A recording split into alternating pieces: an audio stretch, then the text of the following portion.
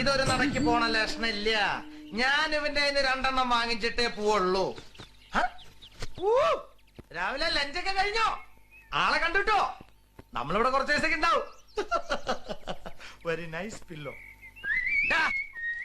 നീ പിള്ളേരെ പറ്റി എന്താ ധരിച്ച്? വ്യക്തമായ മേൽവിലാസവും അവകാശങ്ങളും ഇവർക്കുണ്ട്. ഒരാൾ അകത്ത് കിടന്ന് ഉറങ്ങുക, അതെങ്ങാനും കേട്ടാ നിന്റെ ദേഹത്തുനിന്ന് ചോര തെറിക്കും. അവക്ക് 2 വയസ്സാ, അറിയാതൊന്നും മാന്തിയ. കണ്ടോ, ഇതാണ് ഉടമ്പടി പ്രമാണം.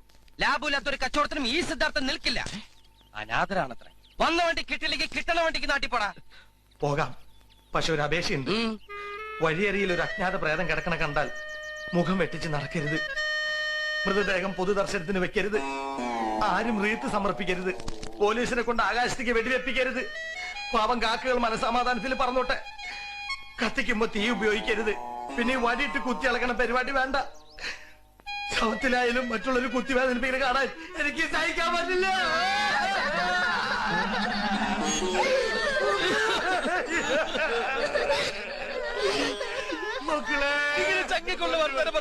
മനുഷ്യന്മാരെങ്ങനെ വേദനിപ്പിക്കണേ? ഈ കുശാല ഭക്തൻ മറ്റുള്ളവർക്ക് ഒരു ലഗേജ് ആവരുത്, പാരാവരുതെന്ന്. നീ എന്താ തലയിൽ വെച്ച് കൊണ്ടുവന്നേ? ആവില്ല.